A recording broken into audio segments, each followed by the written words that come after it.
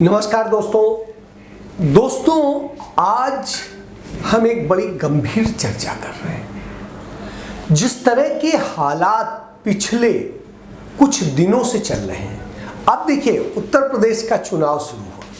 चुनाव शुरू होते ही भारतीय जनता पार्टी के तमाम नेता, यदि देश के गृह मंत्री कहें अमित शाह, योगी आदित्यनाथ जो मुख्यमंत्री हैं उत्तर प्रदेश के, और उसके अलावा तमाम नेता कहाँ गए? कैराना गए। ये कैराना, शामली और मुजफ्फरनगर, जो पहले मुजफ्फरनगर होता था उसी के शामली। अब आपको एक चीज समझना पड़ेगा कि वही क्यों गए, क्योंकि अखिलेश शासन के दौरान वहां पर एक सांप्रदायिक दंगा हुआ था और कैराना से हिंदुओं के पलायन का मुद्दा 2017 के चुनाव में हावी रहा था। और इसका प्रचार किसने किया था? भारतीय जनता पार्टी में मंत्री रहे हुकुम सिंह, और हुकुम सिंह उस समय सांसद थे। उन्होंने कहा कि यहाँ के हिंदू पलायन कर रहे हैं इस डर से कि मुसलमान उन पर हमलावर है, जबकि ऐसी कोई घटना नहीं हुई थी। कई घरों में कि घर बिकाऊ है कह के चिपका दिया गया था, लेकिन असलियत में यह स्थिति नहीं थी। जब पड़ताल की गई तो पता चला कि ये पूरी तरीके से कोरा झूठ था और ये हिंदू मुस्लिम ध्रुवीकरण के लिए किया गया एक ड्रामा था। और जब इसका खुलासा हो गया तो हुकुम सिंह ने सार्वजनिक तौर पे माफी मांगी और कहा मैं यह नहीं कहना चाह रहा था, मैं तो दूसरी बात कह रहा था, मैं तो रोजगार और दूसरे कारण से पलायन की बात कर रहा था। आप समझ सकते हैं क्या खेल हुआ। चुनाव तो हो गया, खेल हो गया। इसका असर यह हुआ कि हिंदू मुस्लिम का एक नैरेटिव गढ़ दिया गया और उसका फायदा भारतीय जनता पार्टी को मिला। कमोबेश इस समय फिर चुनाव है और चुनाव विधानसभा का है, यूपी की, वहां जहां हिंदू मुस्लिम एक चिंगारी की तरह काम करता है। क्यों? कभी मंदिर के नाम पे, कभी मस्जिद के नाम पे, कभी किसी नाम पे, एक ये रहता है। लोगों में एक नैरेटिव गढ़ा जा रहा है कि यदि कहीं भाजपा के अलावा दूसरी सरकार आ गई तो मुसलमान सिर पर चढ़ के बोलेंगे, मार डालेंगे, घर में घुसाएंगे, यादव घुसाएंगे।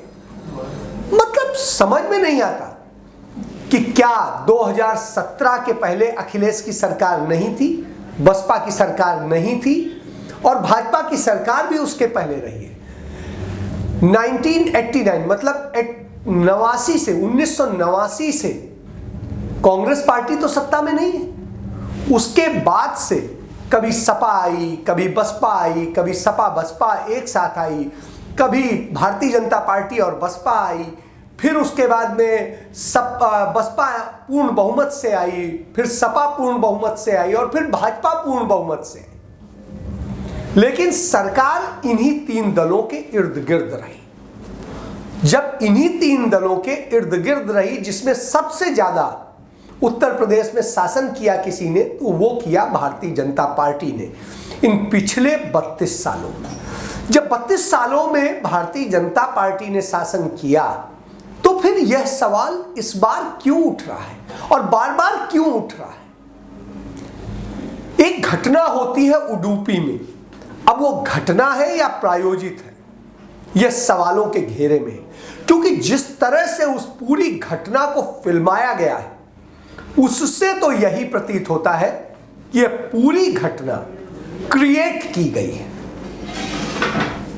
और इसको उस राज्य में क्रिएट किया गया जहां पर भारतीय जनता पार्टी सत्ता में है और वहां पर उडुपी एक जलता हुआ जगह है। ये वही उडुपी है जहां से लाल कृष्ण आडवाणी ने रथ यात्रा शुरू की थी। आप समझ सकते हैं कि जिस तरह का है कि हिंदू धर्म संसद हुई थी,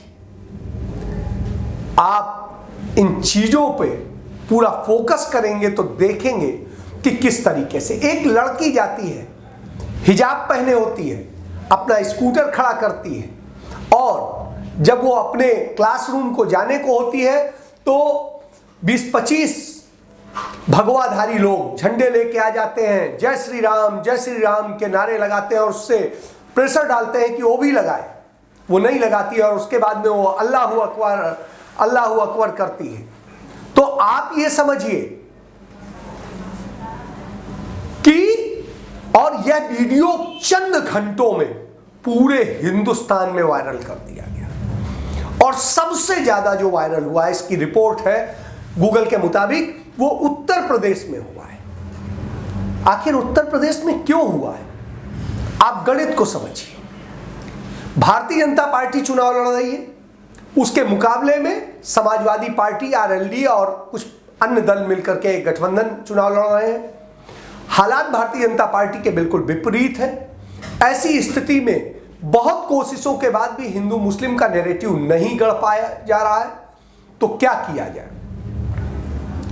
उन्होंने बहुजन समाज पार्टी ने जितने कैंडिडेट उतारे वो इस तरह से उतारे कि जो समाजवादी पार्टी की काट करते हो, भाजपा की नहीं, समाजवादी पार्टी की, और भाजपा की मदद करते हो। उवैसी उत्तर प्रदेश आते हैं और 100 सीटों पर मुस्लिम एजेंडे से चुनाव लड़ने की बात करते हैं। हालांकि मुस्लिम में उन्हें बहुत दखल नहीं मिल पा रही। पिछली बार भी वो लड़े थे और जमानतें जब्त कराई थी। लेकिन इन सब का नतीजा ये है कि उत्तर प्रदेश के चुनाव में इसका असर पड़ने लगा है, चर्चा होने लगी और यह इस तरह से प्रस्तुत किया जा रहा है कि देखिए यह है हिंदू मुस्लिम, यह है कट्टरता। कोई हिजाब पहनता है, कोई कुछ करता है, कोई चड्डी पहनता है या नहीं पहनता है, कोई ब्रा पहनता है या नहीं पहनता है, कोई घूंघट ओढ़ता है नहीं ओढ़ता है, कोई जीन्स पहनता है, कोई साड़ी पहनता है, कोई क्या पहनता है। तो सब ये कौन डिसाइड करेगा? क्या ये डिसाइड करने का काम भारतीय जनता पार्टी करेगी, उसके भगवाधारी करेंगे, या नशा लेकर के धर्म का आडंबर ओढ़ करके लोगों को परेशान करने वाले गुंडे करेंगे? तो आप ये समझिए, संविधान हम सभी को अपनी पूजा पद्धति की स्वतंत्रता देता है, अपने वस्त्रों की स्वतंत्रता देता है, अपने क्रियाकलापों की स्वतंत्रता देता है, अपने प्रेम व्यवहार की स्वतंत्रता देता है। और जब ऐसा देता हो तो कोई किसी पर इस तरह से दबाव क्यों डालता है? क्यों आप चाहें कि कोई हिंदू मस्जिद में जाके नमाज पढ़े और कोई हिंदू क्यों चाहे कि मुसलमान उसके मंदिर में आकर के भजन पूजन करें? ये उनकी श्रद्धा है, उनका विश्वास है, उनकी मर्जी है। कोई ईसाई क्यों मंदिर जाए और कोई हिंदू क्यों चर्च में जाए, कोई गुरुद्वारे में क्यों जाए? जिसकी इच्छा हो तो जाए, जिसकी इच्छा ना हो तो ना जाए। ये उसकी मर्जी है। वो अपना धर्म परिवर्तन करना चाहता है तो करे, ये उसकी मर्जी है। इसमें किसी की दखल क्यों? कोई ठेकेदार क्यों बनता है? हमारे कपड़ों का, हमारे खाने का, हमारे रहन सहन का ठेकेदार क्यों बन रहे हो? जब हमारे पास नहीं होता है तो क्या आप कुछ देते हैं? आज एक दुर्भाग्यपूर्ण घटना हुई और बड़ौत में एक व्यापारी ने फेसबुक लाइव करते हुए आत्महत्या करने की कोशिश की। उसकी पत्नी ने उसको बचाते हुए जब उसके मुंह से निकाल करके वो जहर की खुद खा ली और पत्नी मर गई, और जो वो व्यापारी था वो अस्पताल में पड़ा, अपनी आखिरी सांसें गिन रहा है। आप समझिए वो क्यों ऐसा हुआ? क्योंकि उसने बताया कि जो गलत जीएसटी आई, जो और चीजें आई, उसने उसे कर्जदार बना दिया। जो एक कोविड के दौरान सरकार, जो कल प्रधानमंत्री परसों बोल रहे थे संसद में कि हमने इतनी मदद कर दी, हमने ये दे दिया, हमने इस सेक्टर को मदद कर दी, हमने उद्योग धंधे बढ़ा दिए, हमने रोजगार दे दिए, उसने साफ साफ कहा कि हमें बर्बाद कर दिया है। और जब बर्बाद कर दिया हो तो आत्महत्या कर रहा है। राजीव तोमर नाम का यह व्यापारी है और इस व्यापारी ने फेसबुक लाइव करके आत्महत्या कर ली। उस पर चर्चा नहीं है, उस पर बात नहीं है। बात हो रही है जो मुद्दा हो ही नहीं सकता है, क्यों हमारे देश को टुकड़े टुकड़े करने पे लगा हुआ है यह भगवाधारी दल। क्यों भारतीय जनता पार्टी के लोग, उसके समर्थक, उसके कारिंदे इस तरह की हरकतें कर रहे हैं जिससे देश बटे। तो देश को टुकड़े टुकड़े कांग्रेस ने नहीं किया था, कांग्रेस ने तो जोड़ा था, आपने उसे टुकड़े टुकड़े किया है। मंडल कमंडल की राजनीति ने टुकड़े टुकड़े किया है।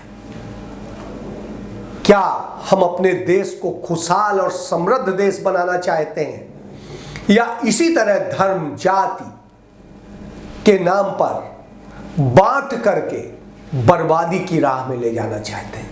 फैसला आपको करना है, क्योंकि वोट कल आपको देना है। धन्यवाद।